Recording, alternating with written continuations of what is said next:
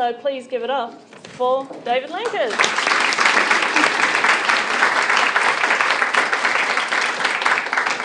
So as an American and as a professor, I'm usually not a problem being heard, but if you would like me to use the microphone, I can do that as well. Are we all right? Because I know sometimes that's an accessibility issue, not just... All right, and I'm going to do this so we don't blow you out of the room. Just a moment. The people put buttons in front of me. I'm going to press them. They just need to understand that's a habit of mine. Good morning. Thank you so much for having me. This is just an absolute thrill to be, it's my second time in Sydney. I love this city. I have to say I love this city. And in Australia, though this time without my wife, so I get to love the city alone and sleep instead of going on lots of tours. So it's good. So I'd like to talk to you a little bit about some things that I've been thinking of and thinking about. And as I'm sort of forming ideas, I thought you'd like them a little bit more raw than older and well thought through. So you're going to see a little raw, more text than I normally do. But this is an issue that I've been wrestling with a bit on the information domain. And for those of you who may be familiar, that is of course the typical American Slim Pickens falling on a nuclear bomb to blow up a small city because Dr. Strangelove told him to. So I will do my best to make more sense than our presidential candidates. I can't promise to be more entertaining than our current presidential candidates, but I'll do my best. So I will also say that this is going to be a sort of terribly American presentation. So someone's already warned me that this may in fact be the, language police, but we'll see if that goes off or not. And I also want to just present a sort of personal journey. And I think that it's a personal journey that will have some currency because what we are really facing in the library profession and librarianship is we are facing an ever-shifting world. And that's fine. We like to think that we're good at keeping up with technology and collections and things of that nature. But we're really also facing a very different world in which we operate. The range of people who are involved in the information world, involved in helping people get through it is changing, and we're kind of coming to grips with that. So last thing I will say before I get into it is this is very, please, as we go through it, if you have questions, comments, disagreements, clarifications, additions, please bring them in. At my school, we have a rule that you have to get through the first 2 slides. After that, you're fair game. So that's very much my philosophy. So that's where we're going to be. All right, so does anyone know what this is? Yes. What is this? The Gartner hype cycle. And so the Gartner group likes to make lots of money. They do a good job at it. You probably at some point have either looked at or talked about subscribing to their Gartner reports on technology and such. And several years ago they developed this hype cycle. Now, some of us may be more familiar with the classic diffusion of innovation, Everett Rogers, which is that lovely bell curve. And he takes that bell curve and when he says, for any innovation, you can break the world up into sort of 4 quadrants. You get the early innovators, and they're the ones who want to try everything the minute it comes out, right? They're the ones who said, Apple Watch, $6,000 for something that won't work past next year. That's me.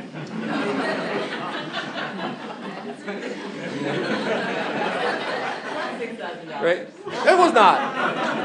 That's right. The watch itself was only like 1,000. The band was 10,000. What are you thinking about?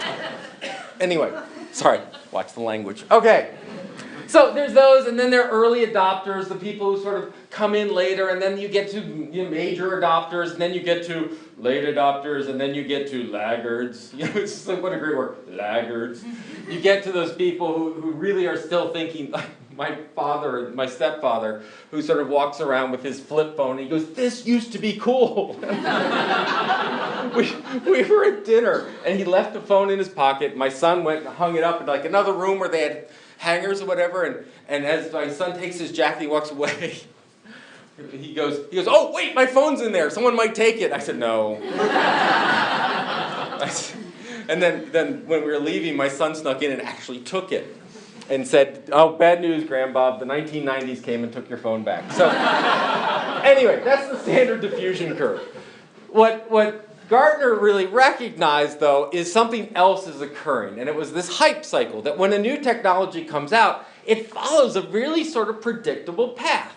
And that is when it first happens. So right now we're kind of in the middle of VR will save our world, which is kind of funny because I was doing VR in 1998 and we were saying the exact same things, but now we have things that actually work. And so this technology comes out and people say, oh great, there's a technology, and it sort of shoots along this thing as people become aware of it, as people talk about it, as people think of it, to a peak of inflated expectations, right? That's when it will save the world. So many of you probably, I know we have academics, we have public, we have a few schools, great, but you probably sort of lived through the whole MOOC idea, the massive, right? That was going to disintegrate universities around us. They would grind the sandstone back into its composite sand and we would all live happily ever after. Right? And so there was that peak point where we really thought that we could disrupt traditional higher education with it. There were grand thoughts, there was huge amounts of money thrown at it, etc. And then what happens is it goes sort of like, well, it's not quite disrupting the way we thought, and so it ends up in this trough of disillusionment in which we sort of say, that was a horrible idea, I can't believe you ever said the word MOOC, I don't like you anymore, I don't talk to you at parties. And then a remarkable thing happens for some technologies, not all, which is people begin to say, but it did really sort of solve this problem, and it kind of solved that problem, and you begin to figure out that it doesn't solve the universe, but it solves specific problems, and so it moves to this sort of plateau of productivity. And so, for example, what's interesting about MOOCs is it sort of went through all of this, and you could argue that we're sort of around here, but arguably we're moving up this line because people have found out that MOOCs do kind of what really large lectures do, which is it presents a very summary information to a lot of people, and if you can get someone who can speak well, it sort of accomplishes that goal. Now, that's different than mastery. That's different than what you need for a degree. That's different than a course of study. So it's not going to disrupt higher education as we know it, but it might have a place. In fact, that place is increasingly vocational education. That place is marketing and awareness and messaging for universities. And I was just in New Zealand in November, and the University of Auckland has put out a huge amount of big MOOC on academic integrity. The idea that they have an undergraduate population and they need to go through what is plagiarism, what is citation, how do you work, what is cheating, etc. And they did a beautiful design, and it's been used by thousands of people across the globe.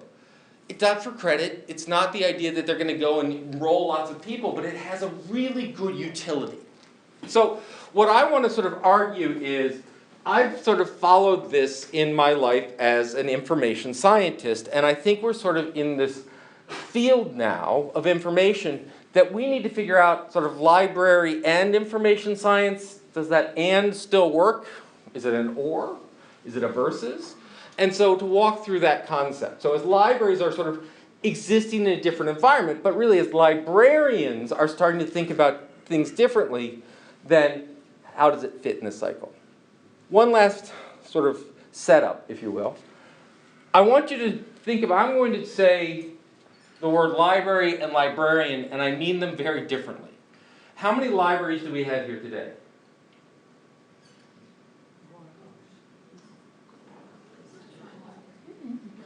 I mean, are you talking about University of Sydney? The answer is none. Oh, okay. I mean, technically, we're not even in a library, so we can't even count the walls around us, right? It's either an abstract organization or it's a physical structure that exerts gravity and shields you from the rain. We have amongst us librarians, library staff. And I have a very wide definition of what a librarian is, right? There's sort of three ways to become a librarian.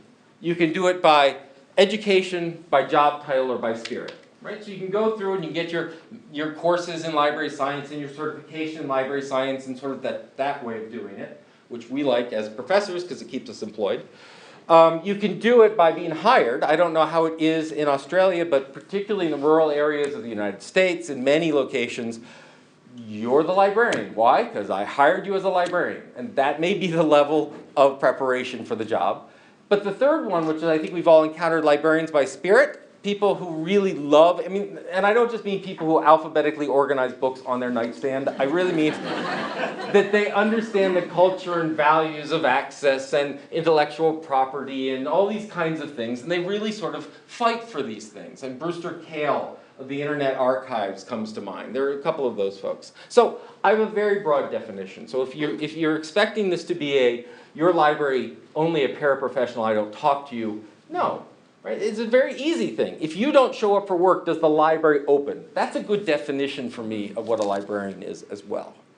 So with that, I want to then, once again, the personal journey portion, walk you through my trough of disillusionment. Actually, no, I'm sorry, I'm going to walk back, and I want to talk to you about my peak of inflated expectations. So I have a PhD in information transfer, which, as you may know, means nothing. Right?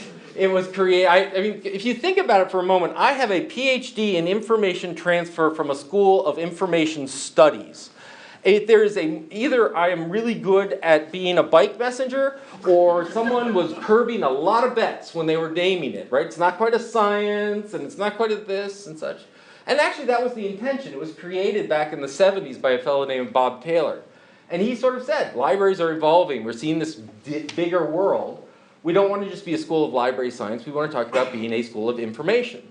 Now, what's interesting about Bob Taylor, you may or may not have hit him. If you're a reference librarian, at some point you may have read Taylor 1968, on question negotiation, sort of a classic piece.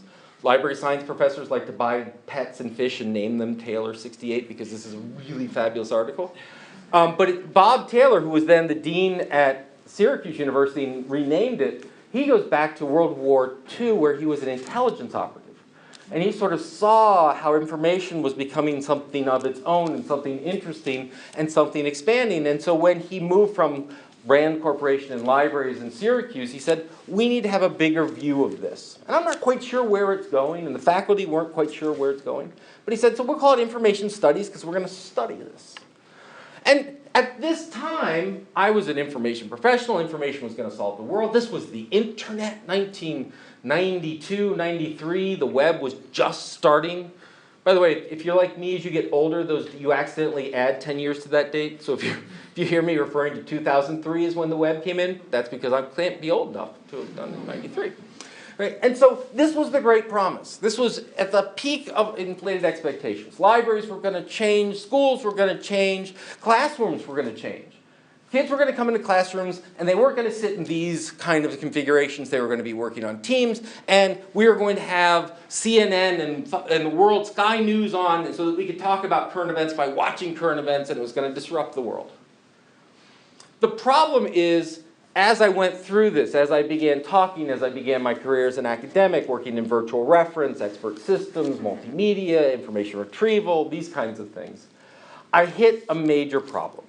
And I ended up here till about a year ago.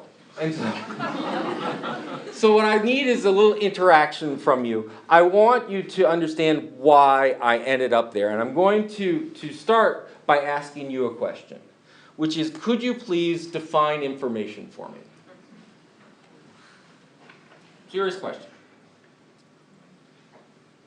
Everyone's facing me, so they won't even know if it's you who are offering this, so it's all right. Give me a definition. Correct, just because no one else would. It's like data that's made meaningful. It's data that's made meaningful. Something we need to know. Something we need to know.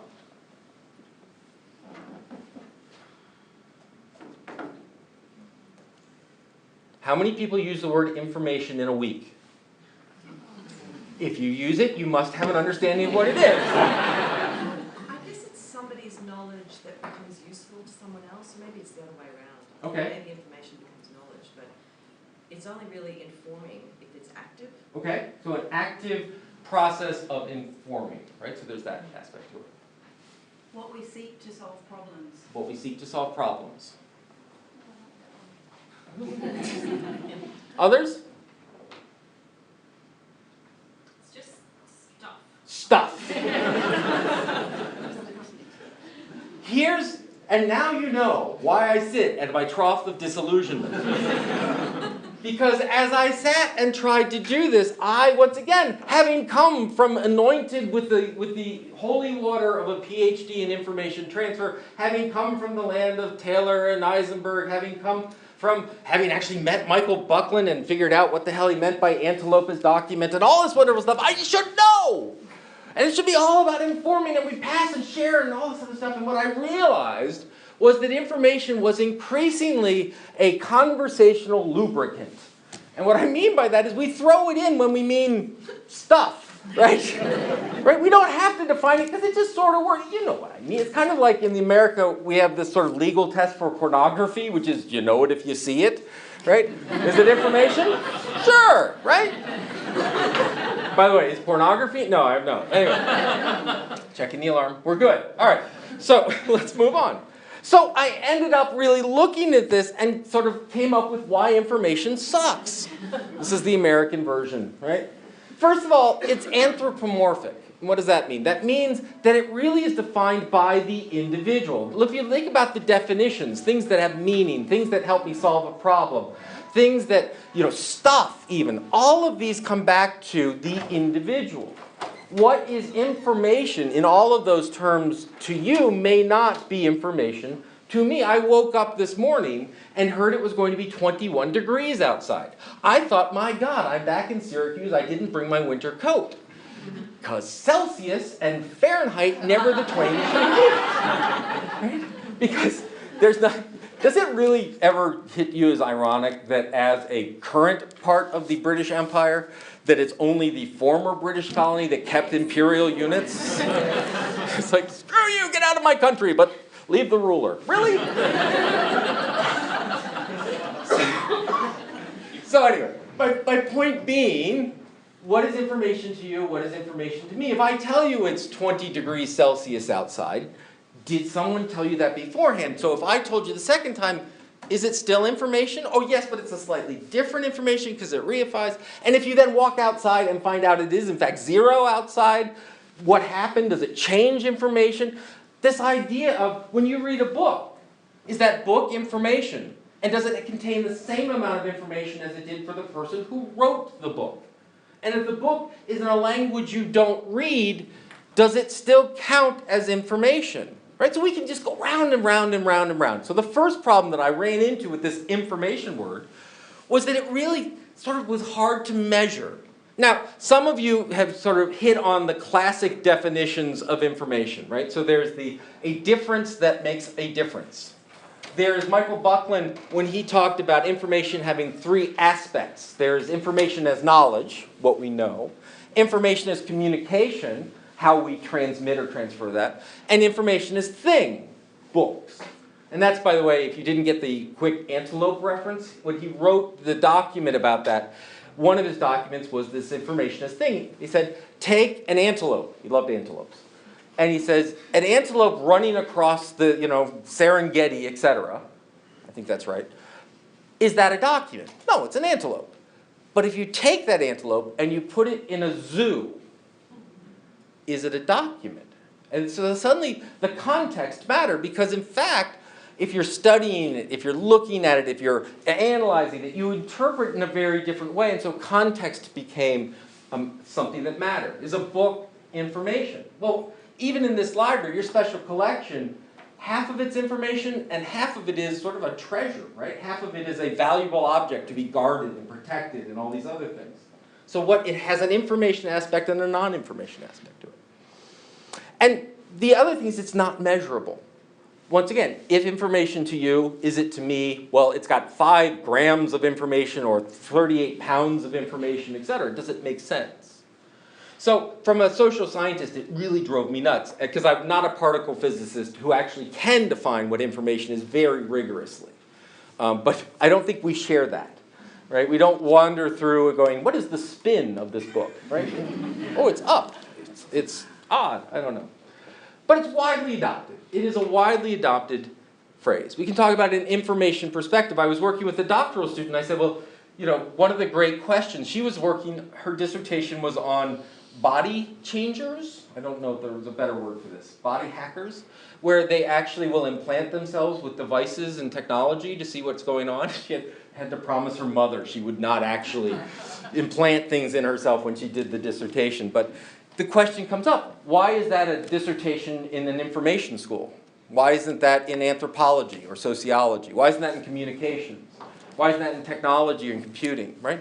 What is it that makes that an information perspective? And we had a very hard time answering it. The classic definition, right, you talk about the pyramid, the hierarchy. The bottom is data. Data is simply a measurement, right? Ones, zeros, it's 2, it's 5, it's 6, whatever it is. And there's lots of it. And it's actually very quantifiable. You can do it in megabytes and terabytes. You can do it in linear feet. You can do lots of things.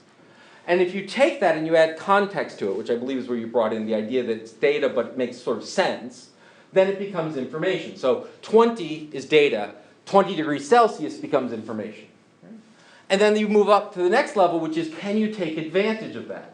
So if Syracuse, 0 is the measurement, 0 degrees Fahrenheit is the information, knowledge is, people, it's going to be cold, I better put on my mittens, right? So it's how you can utilize it, make sense of it. And then you move up to wisdom. Dun, dun, dun. Wisdom is how you can use this to your greater advantage, and that is, I'm going to buy lots of mittens, go out in the field, because all the new students who have never seen 0 degrees are going to be freezing, and they'll buy my mittens, right? And so you use it to your advantage. Once again, you run into all of those problems. Data we can define, but the minute you move up that hierarchy, what works for you and what works for me doesn't. So I'm sitting here, and even though there are brilliant people like John Budd and Michael Buckland who've done a really yeoman's job at trying to figure that out, it didn't work for me.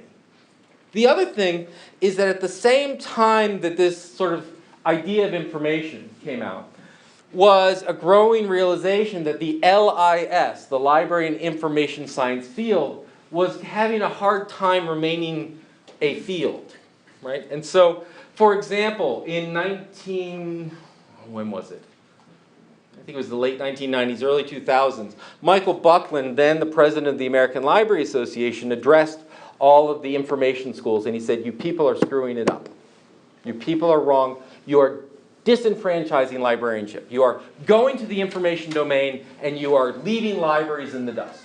And in fact, these days, I don't know if this is a current conversation in Australia, but certainly in the United States, we see lots of universities and schools that are changing their programs from schools of library science to schools of information science, schools of information, right? Communication and information, computing information, but that L word tends to disappear. And there was this sort of outcry going, my God, you've given up on our field, you've abandoned us, you've abandoned us, you've abandoned us. And the discussion at the time was, why did they think that? What was the sense of abandonment? Why did they see this breach, this disconnect? And it was often because there was a lack of teaching traditional skills in the information world. So it's Michael Buckland, right? So Michael Buckland pretty much is convinced that the core of librarianship is cataloging, right? Period. It's human, intellectually created cataloging, right? All that metadata crap created by search engines and all that doesn't count. It's cataloging. Right? This is the man who came up with AACR2 and would have come up with 3 had people not actually held him back and prevented. It's like, no, Mike, stop.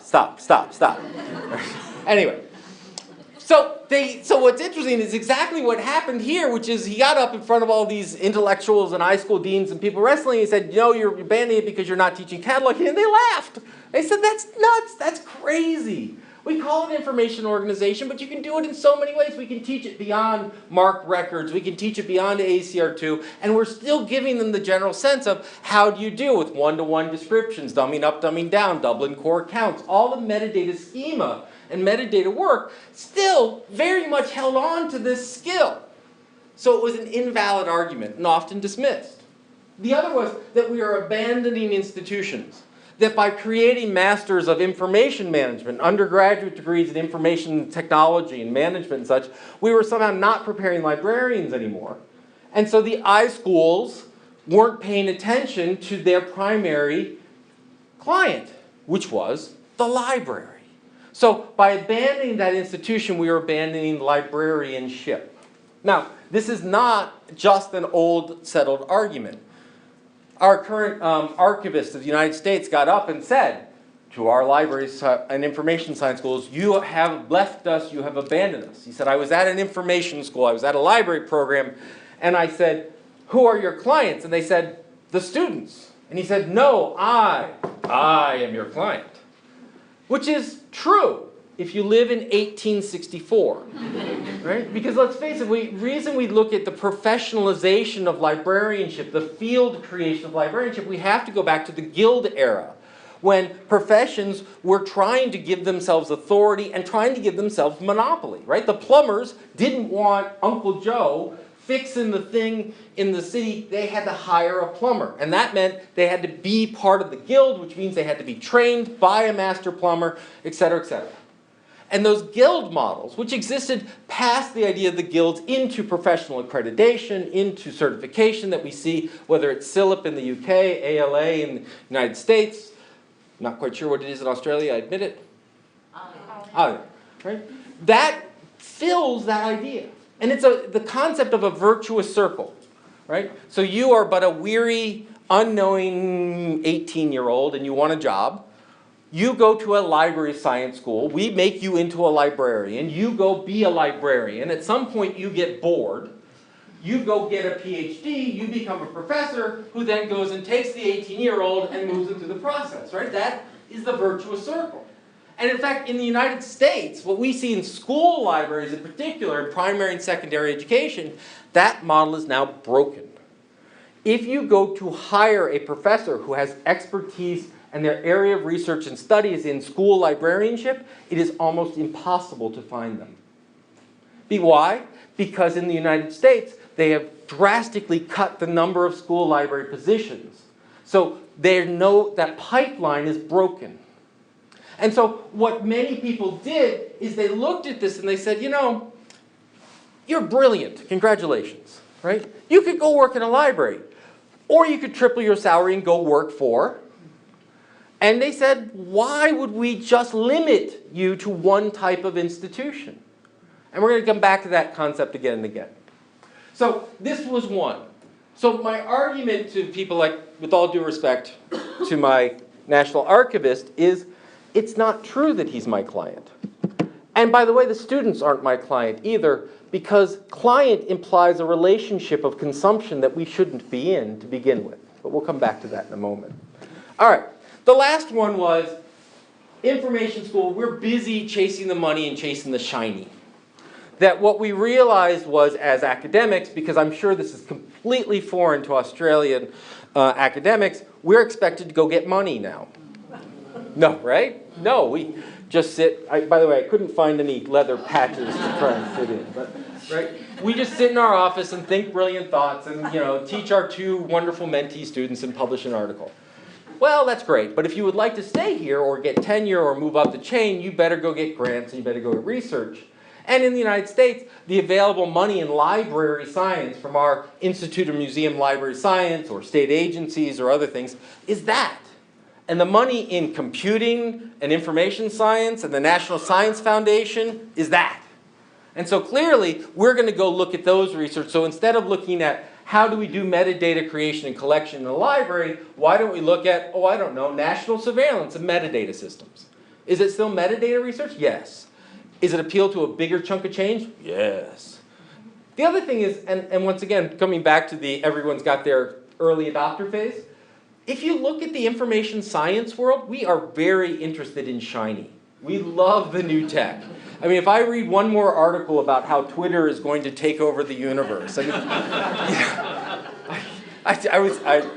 I was doing my peer review duty, so I was reviewing an article and it was on social media in the classroom and social media in society, and I swear there was a line that came to the effect of, the greatest innovation in a millennia of social media is changing society as we know it. And I just wrote in the margins, I said, indoor plumbing. You know? So the idea, right? So we chase the shiny, we chase the money. This is the idea of breach. And I looked at this and I kind of said, I don't buy that. My school, I still see a lot of interest, but I see something's going on, it's not this. what is the tension that's going on in library and information science? I said it actually looks more like this. That is, that what we're seeing is this curriculum, concepts, ideas, what we're teaching, what we value, what we prepare, what we train for. On the information science side, information managers, app builders, CIOs, technology support specialists, is we see a focus on technology. Right? It's all about some piece of silicon with electrons running through it that makes sense to us. Technology is our focus.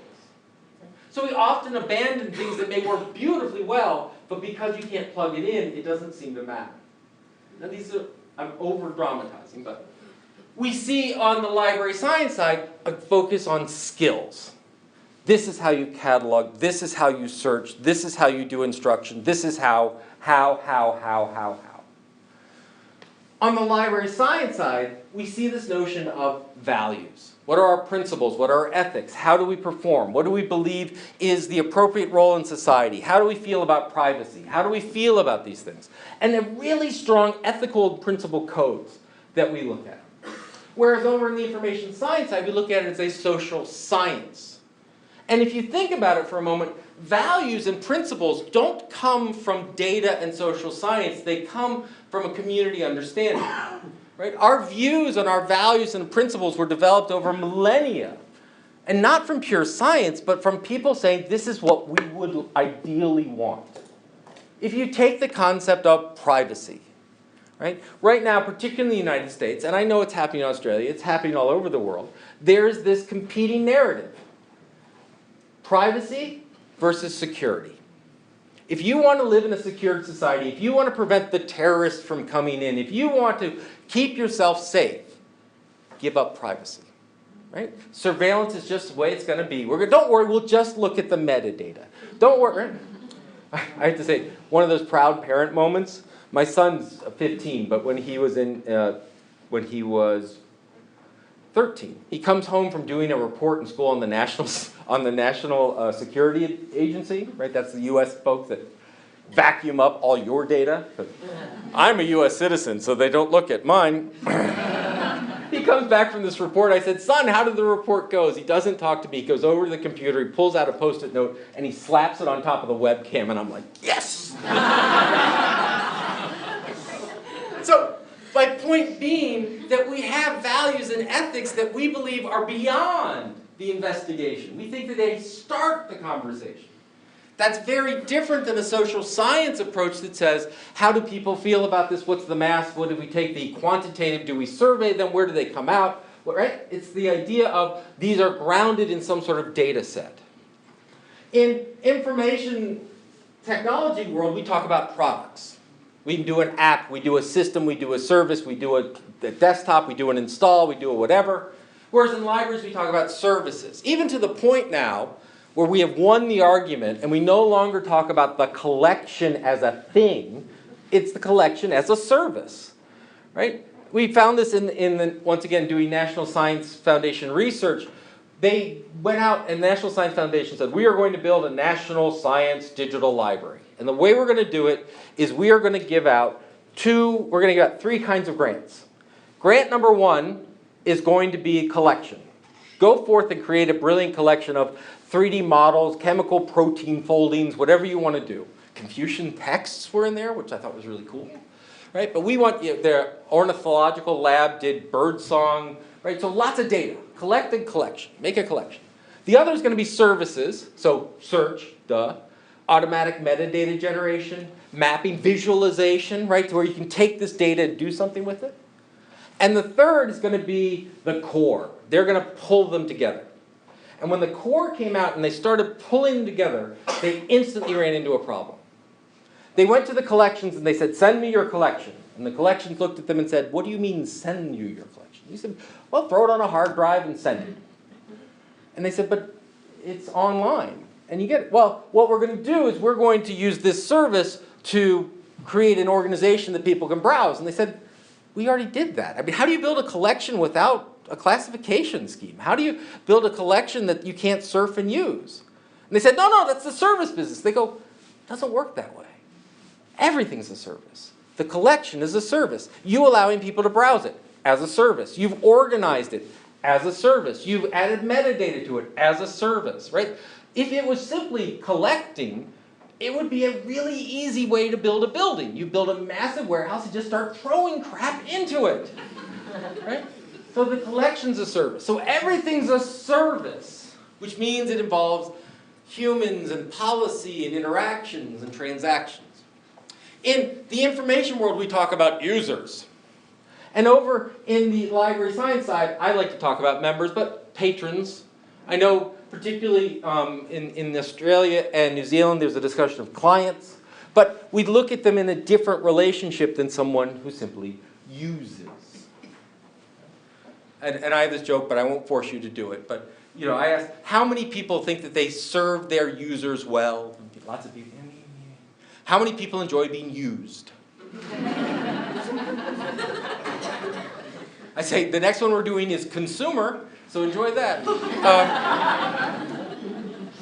There's a different relationship that goes on, right? So this is get people, get their data, sell their data, et cetera, et cetera, et cetera. This is looking at them in a very different way, in almost a paternalistic way. And part of what we're looking in libraries is how we break down the paternalistic way, the patronage, and start looking at a much more equal relationship. So I'll go back to that idea of students. If you think about for a moment the relationship a student has to its university, when that student graduates after a course of study, they're almost wholly dependent upon the university for that first job, for their position. 10 years later, the university is almost completely dependent upon the student for their reputation and getting the next round. It's a very intimate, intricate relationship that only now is coming to light. That universities used to think was just a way of banging and asking for money after 10 years for our alums, and now realize it's a much more complex, sophisticated relationship. Well, think about your libraries as well. Do you treat them as consumers? Here they are, they're a transaction, we give them information and we walk away. Or do you consider themselves as part of your community, just as a faculty member, just as a parking attendant and a provost are all part of that community, and we're all working to make this a better place? Right? Very different type of relationship. So this bothered me a lot, because I saw this in my own school, I saw this in many other schools, and I saw this in the dialogue that was occurring. This is the dialogue that allows people to look at libraries and say they're obsolete. Because what is increasingly valued in an information society? What has always been useful but never explicitly valued? Right? So, yes, we believe in service. We have a great customer service unit that people call up, and we've automated it so it works even better now. Right? Oh, we believe in values when they meet our profits. Right? Whatever it is. I can, right now, somewhere in your government, and I mean at the council level, at the state level, at the federal level, or the caliphate that now rules the world behind the scenes in the Illuminati, there is a discussion. There is a discussion about how information, once again, conversational lubricant, will solve a problem. If we just had better data on the voters, we could do a better thing in voter turnout in whatever it is. I will guarantee you at some point at this university there has been a discussion about, you know, we have a lot of data about our students. We know what classes they take, we know who they are, we know who their parents are, we know when they eat, we know what they bought, we know what other things they do, we can check their email, we can do all this other stuff. We could sell that and make a lot of money. I will guarantee that conversation has occurred. Now, I am really hopeful that someone then stood up and went, no. But I'm telling you, what used to be no is becoming no, please no, no, right? It's the, right? Because what has happened? Well, the millennials, no such thing. Lots of digressions. Here's my recent one. Oh, the millennials know their technology. So I do this with my freshman class. How many people have a smartphone? Android, Apple. All right, come on. This is the interactive portion of our day. All right, keep your hands up, keep your hands up, keep your hands up. How many people are on your smartphone using the internet, Facebook, whatever, for at least an hour a day or more? Hour or more. 2 or more. 4 or more. 5 or more. If you own one of these, you are on 24 hours a day. Right? Right now, Apple knows he's in Sydney. Apple knows, there's a Harvard professor who actually could get the sensors that are in the phone, and he could tell within 90% accuracy of whether you had the flu or not. Because when you have the flu, your phone remains like this, and then every so often does one of these. Right? The millennials, the students who come in that are supposed to know all this technology, have the exact same reactions you do. And if we don't inform them about that and what's happening behind the scenes and why it's happening behind the scenes, then we do them and ourselves a disservice. So anyway, my point of this was I needed to try and figure out, can these two come back together? Because remember, I'm down to my trough of disillusionment. Have we lost it? Have we lost the game? Are libraries now floating on their own and information floating on their own? Is my PhD now invalid? And no, I'm not doing another one. How does it work? And so, you know, I did what I do as an academic. I drew things on boards and I had lines between them. And if you've ever seen the atlas, you know I do this way too much. And it just wasn't working. It's, all right, you got libraries, and libraries, you know, comes from the field of classification and documentation. Then it turned into information retrieval and that, right? I tried to, don't try, it's crap. And then I had a moment. And my moment was, you know, Dave, you've done a lot of talking about conversations.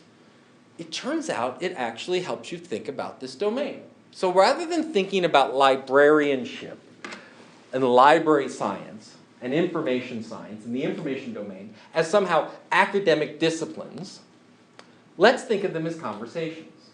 Now, once again, I'm in an academic setting. This is not that weird, right? If you think about physics for a moment, it really isn't so much a question and a methodology and such. It really is a conversation about a certain set of domains.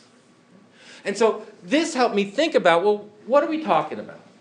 And I started with an old area of research of mine. I said, you know, the field of digital libraries. So everyone, digital libraries, right? That were going to save the world. It was going to be great. We were all going to be working on our flip phones and using Gopher to check out the latest scans on our digital libraries, right? Is not defined by a set of methods, research questions, theories, or indeed a single chair definition, but it is rather defined by a community having a sustained conversation. So go back to, for a moment, and think about digital libraries, right? You all probably did it. You probably had the digital library question, the digital library coordinator, the digital library software, the digital library strategy. But if you talk to other people, you would say the word digital library, just like we say the word information, and we could mean very different things.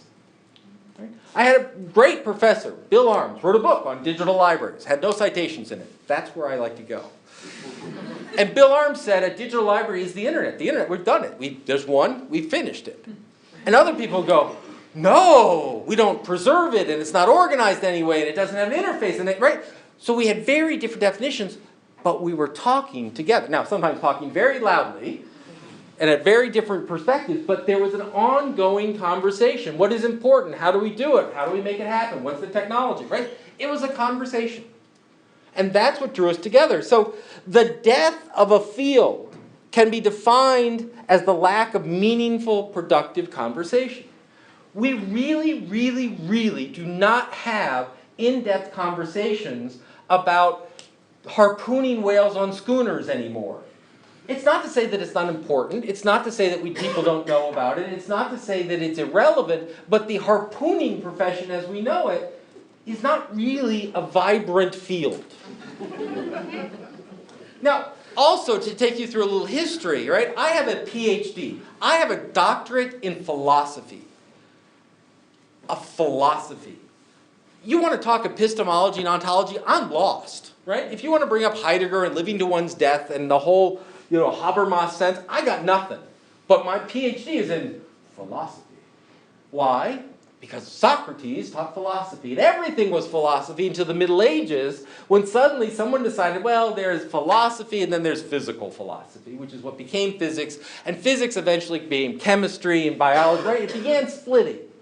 Because what happened was the conversations got too big, And to really participate and be productive, they had to shrink and become more specialized. And so we ended up with where we are now, which is a bunch of itty-bitty conversations about lots of stuff.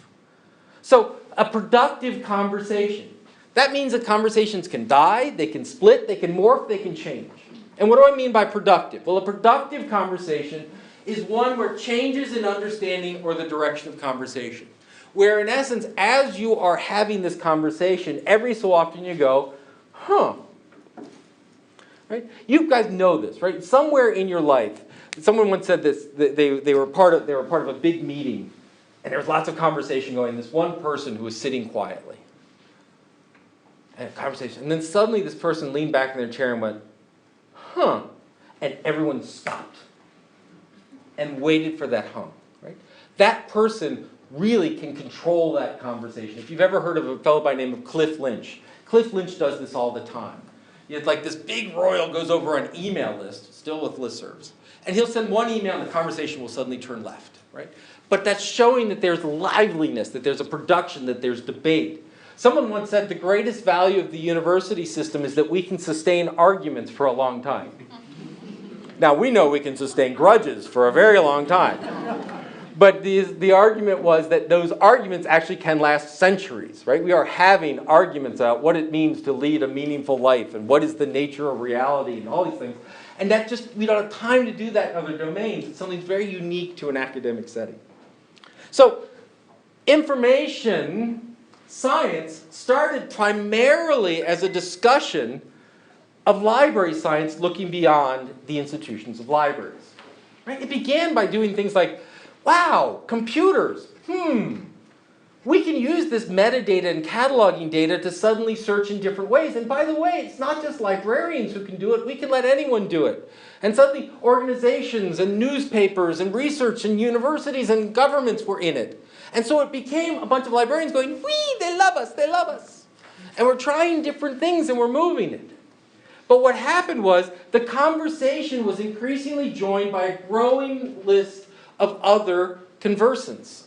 Suddenly, when we were talking about we could search with computers, the biologists who were trying to use computers became involved as well. And obviously, the engineers who built the computers began having discussions of software. And then we began talking about how we could manage this information and how information could suddenly become an asset in corporations. And so it became a business case and management of information systems. And we got a more and more diverse population having the discussion. Let me be very clear. The reason that we are having arguments about whether libraries are relevant or not is because libraries did an amazingly good job at utilizing information to improve society. Right? It wasn't because we failed. It wasn't because we just sort of accidentally figured out information retrieval. It was because we worked and documented and figured it out through metadata and AACR2 and all these other things, and we find the great utility. And we invited other people to have that conversation. I never thought about looking at it from an anthropological point. That's really interesting. No, I never thought about that in terms of communication theory. That's great, let's talk about that. And the nature of librarianship from its origins has always been a meta field that spans all these different domains. And so what we ended up doing is planting the seeds of interest in our core areas, and we brought more and more people into it. Right? And so what I need people to know is that does not mean that this conversation currently excludes librarianship. You may look at it and you go, people say Google can solve everything. Library's been doing it forever. It's not that Google's going, oh, don't let the librarians talk. Right? I mean, if you think about it, what did Google try and do a couple of years ago? They tried to become a library. They actively sought out and partnered with libraries. At Harvard, they had these great debates about the Google digitization project. The debates were not about whether we should or shouldn't. The debates were how do we get a truck big enough on Harvard Yard to haul away the books to be scanned. Google said, we're going to store it all. We're going to have it all. And Google has now run the hell away from it. They found it too hard. They got sued. They found it was too complicated. Everyone's worried about quality, and the scans actually have to be readable? Oh, man. We're part of this conversation, and it's become richer and more diverse and includes more and more people. What happened with libraries is we lost a monopoly.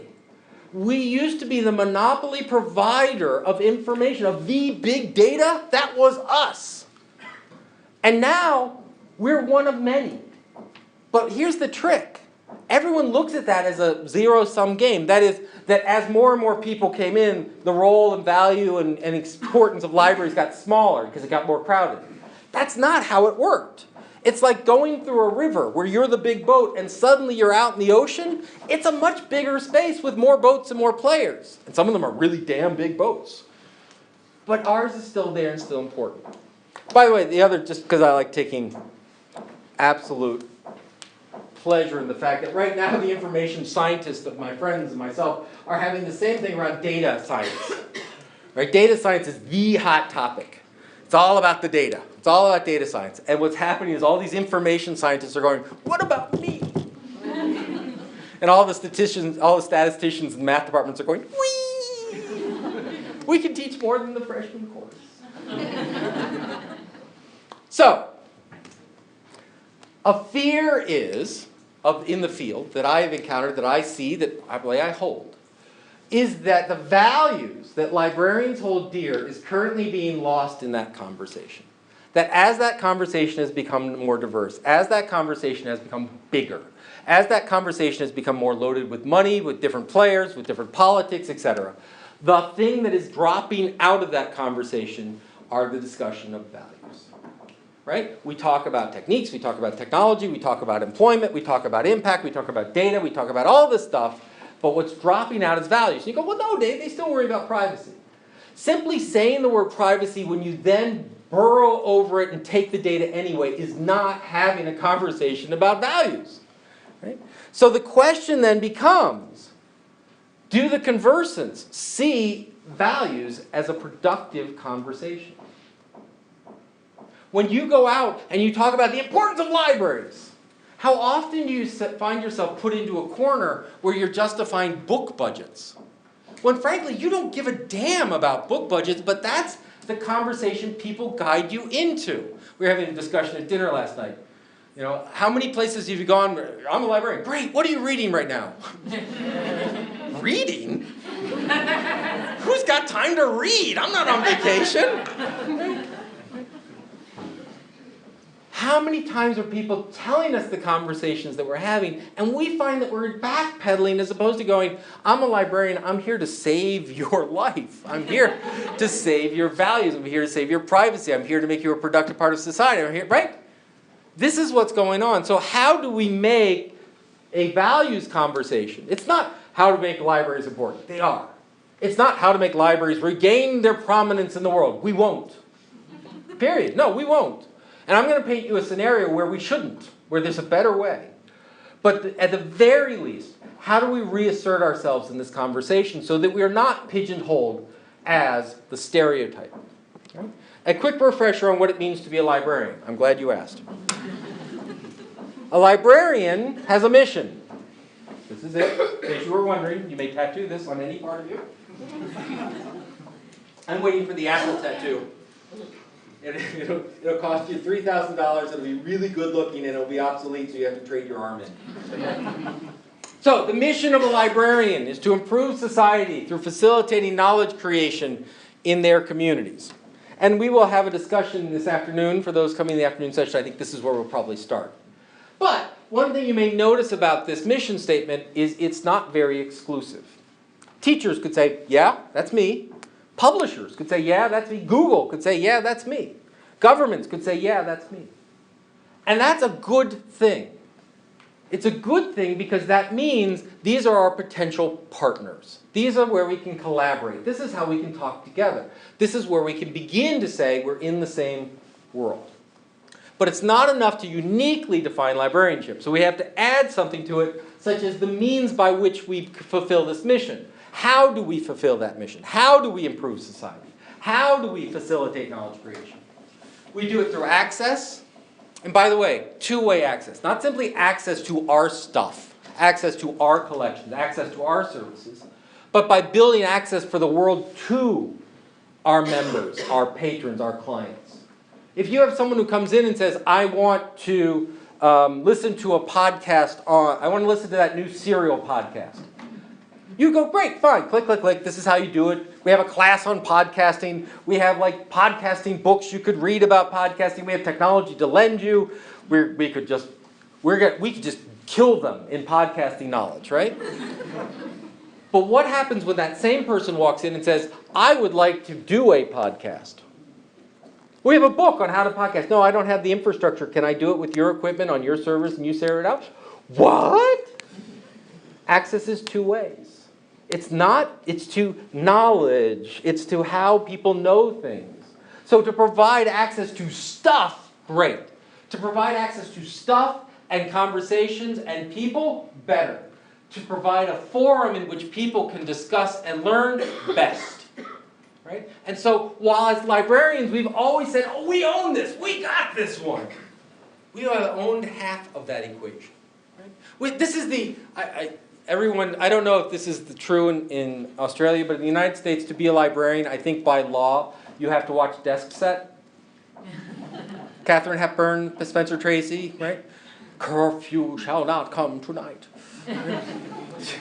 If you haven't seen it, she quite literally is reciting at random stanzas from an 80 stanza poem written in the Middle Ages. So, right, that was the idea. We had it, we knew it, we could find it, it was our superpower, come to us. And now in this wide, diverse world of conversants, go to Google, go to Amazon, go to your friend, go to Bob, go to Sally, go to whatever. What's our role? To help them connect to Google and Bob and Amazon and Sally and make sense of that and to help guide them in that situation. It's a much more interesting role to be in.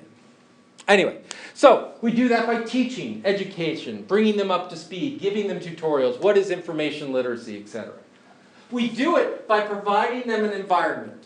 A library is a safe place to access dangerous ideas, right? How do we provide a safe place for dangerous ideas? We won't track you. We'll worry about privacy. We will not keep records. We will not disclose those records. We will provide physical safety where when you come in, you know that you're physically safe. With security, we'll provide welcome environments. We'll provide Wi-Fi. We'll provide, in UK, big discussion, bathrooms. Right? This is all about physical and intellectual safety so you can access dangerous ideas.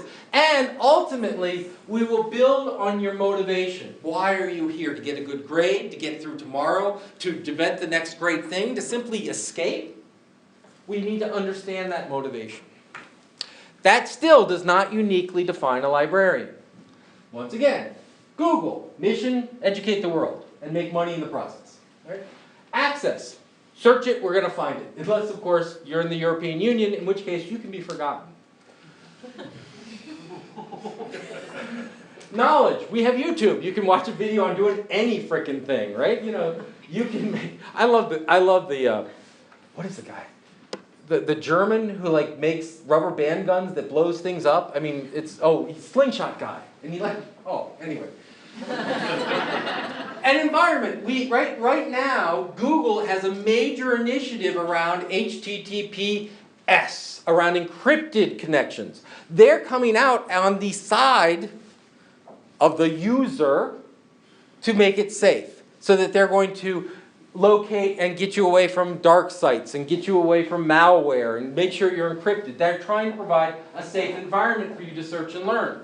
And what's the motivation? Their motivation is different than your motivation, but their motivation with Google is almost exactly the same thing that libraries have put forth for centuries, which is intrinsic motivation. You want to. You want to know. You want to study. You're curious. Right?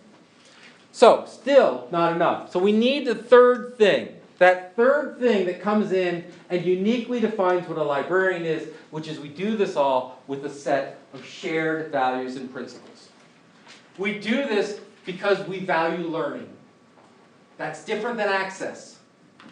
It's not simply that we have access to the stuff. The old days of reference, if you remember the old days of reference, which was someone comes in and you ask a question. So first, we designed it brilliantly. We put a nice piece of furniture between us and them, because they're scary.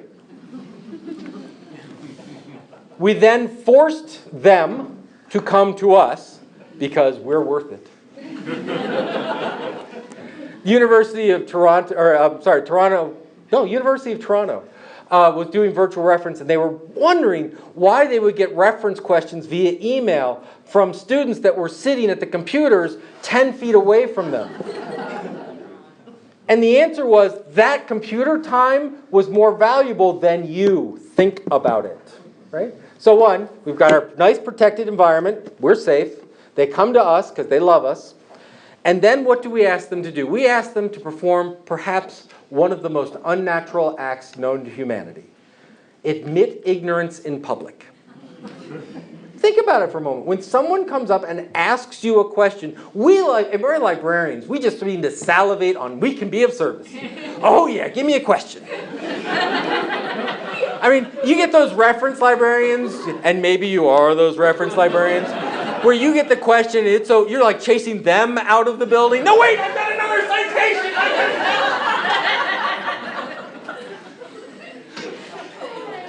Reference stalking 101, my next class. Right?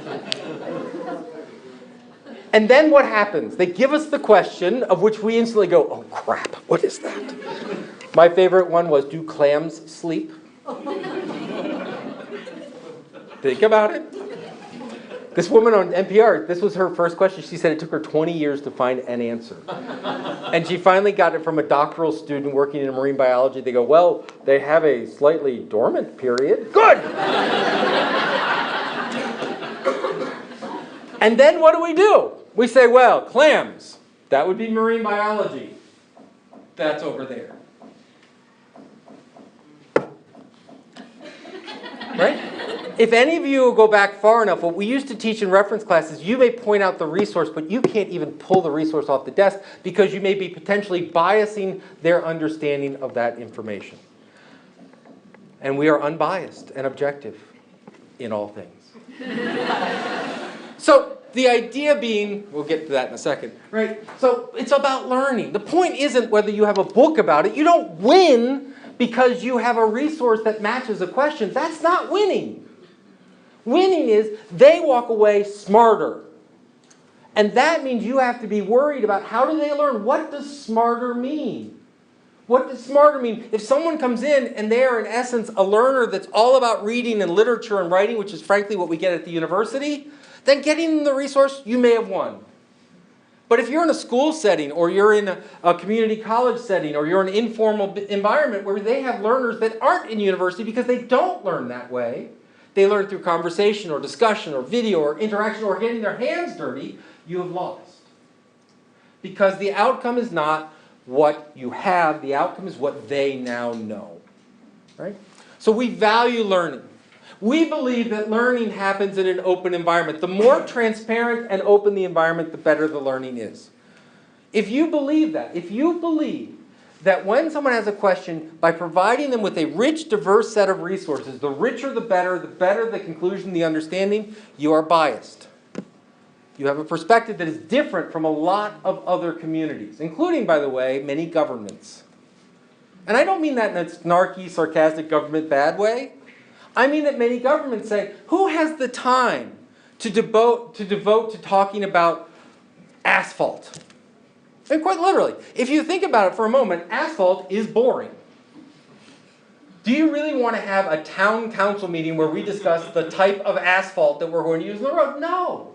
And yet, you can save a lot of money depending on the type of asphalt you use. If you're really interested in saving the environment, you live in Syracuse, New York, where it snows 124 inches. What is that in metric line? A bunch, right? And so the thing is, what happens when it gets icy and snowy? We dump salt all over it. What happens when it melts? It turns to salt water. What happens to salt water? It runs off into watersheds in the environment and it kills trees. So imagine if instead of just salting the heck out of it, you embedded sensors into the asphalt that said, I'm frozen, come salt me. And only salt the ones where the sensors say. Now that's a really interesting discussion. And there are debates about how effective or not. But a general open meeting, why am I going to waste everyone's, as I just did, waste all your time on this? Right? So there's a certain that says we teach you the right thing. We limit the information so you can make the best decision. It's our job to filter. Right?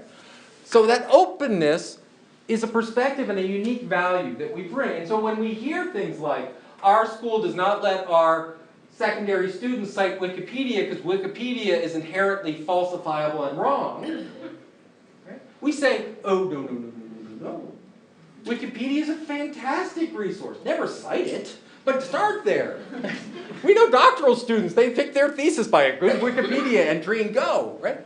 It's not that it's bad, it's the idea of transparency, making it open. Intellectual freedom and safety. Once again, we believe in people's necessary access to things that may be controversial. I mean, the reference class, oh, someone's going to come to your reference desk and ask to make a bomb. It's true, they will. It'll be my son. My son, the 15-year-old, will come and ask you to make a bomb because, yes, he does want to blow something up. But it's not his school. He just wants to see something blow up. And he'll take it to a field and he'll do it and I will get mad and it'll be fine. Right? The terrorist's not going, ooh, bomb, library, let's go. It's not happening. Yes, I'd like to build a bomb, please. What kind? Well, it's going to kill this many people. What do you think? It's not going to happen. So how do we provide freedom and intellectual safety? Right? And intellectually honest, not unbiased. Right? If you are neutral, realize it comes from the same word as neuter. That's not what we're seeking to make our profession. Right? We are intellectually honest. We say, look, climate change. Right? I'm unbiased. Here is the 99% agreement of the scientific community, and here is apparently half of the presidential candidates in the United States. Pick which one you like. Right? That's not being unbiased. Picking, choosing, how you select, how you weed, how you organize. I went briefly through the library. Right? All the stacks got removed from half the library, and it's now a beautiful place for students to work. It doesn't seem crowded. All that was a choice. That was a decision. Right? Part of our job is to steward people's information lives. That means make decisions. I'll give you a quick example. This is Seamus Ross, former dean at University of Toronto, and he got up talking about ethics, and he asked this question: would an information professional working at Volkswagen have changed anything? If we had had a graduate from our school working at Volkswagen, would they still have cheated? Would they still have ruined it? Now, I would love to say the answer is absolutely not. Right? But that's the question. When you talk about your role in society, when you talk about preparing people to be information literate, whether that's information literacy from a 7-year-old studying for a report, or a PhD student doing a dissertation, or a lawyer preparing for a court. When you help that person, when you help that community, when you help that need, can you have this impact? Should you have this impact? When we all joke about, I use Facebook, I love giving away my information for advertising. Do we change it? We had a situation in the United States, many public libraries are involved in helping people find jobs. So they'll come and they'll say, I need to apply for a job. And say they're going to apply for a job at UPS. That's down here, right? They're everywhere. Okay. They're more or less going to be a janitor at UPS. They wanted to apply for this job. Real story. They said, to get this job, I have to take an online job application. I have to do an online job application. As a janitor that has no requirements for computing technology whatsoever, I have to apply online. Screen number 1. Screen number 2, and I mean as in screening out, not physical screening. They actually don't just simply take the information you fill out, they track how long it takes you to fill out the online application. So, you're a librarian. Someone comes in to apply for a job. I'm not sure I'm thrilled with how that company's working. Do you do the application for them? Or do you do what these librarians did, which is they picked up the phone and they called UPS and they go, do you realize what you're doing? It's inaction. It's making a difference. If you are unbiased and you don't care, this question is easy to answer. Of course it would happen. Doesn't matter. Not my job to judge. But I don't think as librarians, that's the kind of impact that we want to have on our communities, on our country? I think we would love to answer that and say, no, it would not have happened. They're too high of an ethical standard. We would have prevented it from happening. If you believe that, even if you want it, even if you dream about it at night, you have a bias, you have a perspective, you have a way of defining what smarter is, what better is. And that comes back to the goal. The goal of this conversation, the goal of library and information science, the goal of this conversation, our goal should be to engage in the conversation in order to achieve the central tenets of librarianship. That being an improving society by making a more knowledgeable society. And it must happen in our libraries, but in our classrooms and our boardrooms and our halls of government. If we truly believe our mission is to change and save the world, if we truly believe that the information world, if we could define it at all, is only going to work for us as a society, as a community, as a species, it must be done with values. We must be willing to engage in these conversants and not be marginalized and not automatically separate ourselves out. And so when I went through this trough of disillusionment and into enlightenment, this is where I came. This cannot be done by librarians alone, and it never really could have been done by librarians alone.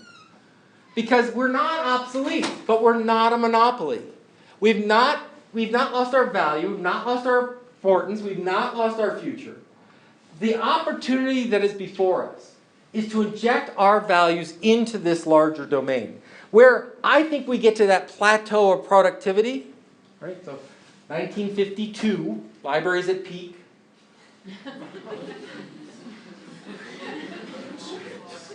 I'm sorry, I've seen the desks. Trough of disillusionment, probably 2003, right? That's when we're going to digitize it. It's all on the web. Why do we need it? Now libraries are cool again. We're like cupcakes. People love us. We're the hipster goal of the day, right?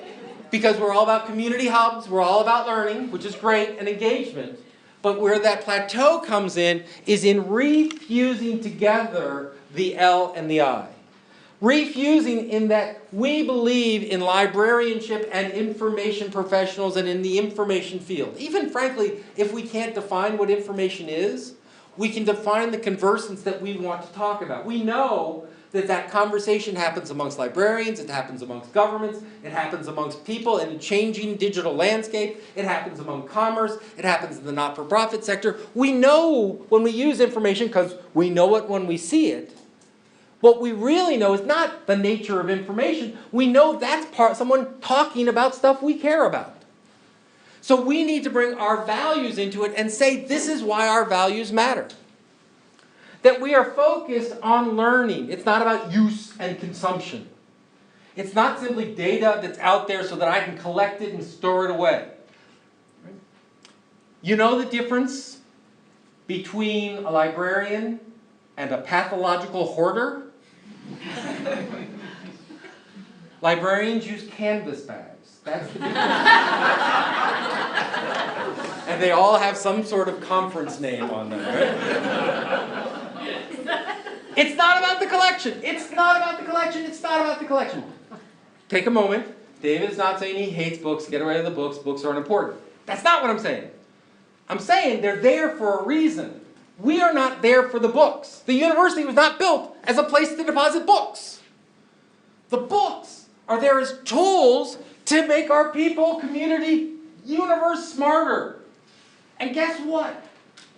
3D printers are good tools to do that with too. And online databases are great tools for doing that. And there's a sleeping pod somewhere in this library I heard last night. That's a tool.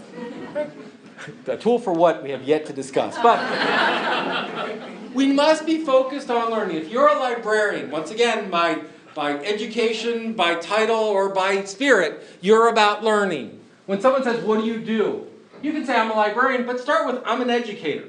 Really, what do you teach? The world. It is a technical profession. It is a technical profession. It's a technical profession. If I hear another librarian talk about those damn IT people, Do you know that, yeah, right, so the old joke is that IT people never say no. They simply throw 3-letter acronyms on you until you walk away. I would like to set up a blog. Oh, that's going to be a PHP implementation on top of MySQL, which is going to have to open up a port to our IP, so they make it into the... I don't want to blog. Just look her right back and go, you know, I think we're going to use the blog. We're going to classify it. We're going to have to use a Ferber implementation, maybe AACR2, but we're going to move beyond that since we're with AAC. We can out-acronym anyone on the planet. That means you are a technical profession. Right? Doesn't mean silicon and electrons doesn't equal technology. Vocabulary, structure, and methods equals technology. We are a technical profession. If you do not know how to read HTML, learn. I'm not asking you to be a programmer. I'm not asking you to write an app. I am asking you to have an intelligent conversation with the people that will do that. So that when Adobe comes in and says, we can solve your ebook problem, you see where this is going, and we say, oh good, that sounds great. ... By the way, will you be, for some reason, sending in clear text over the internet exactly what page our users are on at any given time? Well, yes, we will. We can say that's not right. We need to have within our organization, within our sphere of discussion, we need to have our ability to link technology with our values. Right? When we design an interface and we say things like, does this adhere to universal design? What does that mean? It means that not everyone can see, and not everyone can hear the same way, and not everyone has the same physical abilities, and as librarians, we want them to be part of our conversation, they're part of our community. We need to make sure that's available. We can have that conversation. We are transdisciplinary. That is, we are one of the amazing sort of add-on fields in the sense that we make other fields better. Right? We make physicists better physicists. We make chemists better chemists. We make philosophers better philosophers. Right? That's an amazing thing that we bring to this field. We know how to connect people and interconnect people. And it's our skill and our gift and our value outside of whatever tools we use to do it. And lastly, we are engaged in the effort of transformative social engagement. That is, why do we have librarians in this world? It is not to staff and build libraries. It is not, it is not, it is not. I will perfectly admit that's what it used to be. It turns out we have outgrown our nests. What we realize is we have librarians to improve the societies, the communities that we are part of. Librarianship is about improving society. That is our ultimate goal. It's not about cataloging, it's not about organizing. It's not about opening a door or closing a door. It is about improving society. We may do it by cataloging, by opening doors and closing doors and collecting. That's great. But it's like defining a doctor by a scalpel. Right? Well, he's a doctor. Why? He has a scalpel. I know other people with scalpels. Don't let them get near you. Right? But here's the thing. When that scalpel goes away and they replace it with the laser cutter, or if you've ever had your gallbladder out, they've replaced it with, literally air pumps that go in and they use different techniques and they use cancer, right? Defining oncologists. Why? Because they fight cancer. You know how they used to do that? They'd cut you open and take out as much as they could until you didn't die. Or maybe you did. They were oncologists. Now, almost all of it is chemo. And they're working on gene design chemistry, so that's specifically designed to fight my cancer in my body. Are they still oncologists? Yes, even though they don't cut you open. It's actually an improvement. Right? That's what we are as librarians. We're not librarians because we have a building and a collection. We have a building and a collection because sometimes to do our job, we need those tools. And what we've realized is we don't need to be amongst the tools all the time. We can get out of the building. Libraries have moved from the place librarians do their work, quiet places where librarians do their work, to loud places where the community does its work. And we, as librarians, now that we have the access to the tools electronically, digitally, and we can be dispersed, we need to go where the problems are. Whether that's embedded in the science team, whether that's the local school, whether it's a beach with a pop-up library during the summer. What is it that they need? We need to be about improving society. We do it inside and outside of the building, as a part of libraries, and even when we're not a part of libraries. When you work for Elsevier, when you work for Google as a librarian, when you work for corporations, when you work for local council, when you work for whatever, you're still a librarian even if you don't have a key. Right? We must engage these partners, these conversations. We must engage them actively, not wait to be asked. Someone once said, if you do not have a seat at the table, you are probably being served upon it. Where are the conversations occurring? Where do we need to be? How do we set national infrastructure goals? When we talk about broadband distribution, who's there to say, it's not just about bringing fiber out to the middle of the outback. We need to bring the services and resources and education and learning with it. We need to understand that people learn through conversation. That's an inherently human act, and it's an inherent act of societal creation and perspective. That's what we ultimately do. And so why is it that we should engage in this information world? Why should we look at information schools and dropping the L word as irrelevant? Because we really, to a degree, not want to turn everyone in the world into a librarian, but we at least want everyone in the world to respect what librarians respect. It's not that we want to turn people into us. We want them to understand what we value because it is a value to them. And so that's how we fit into the larger information domain. Question?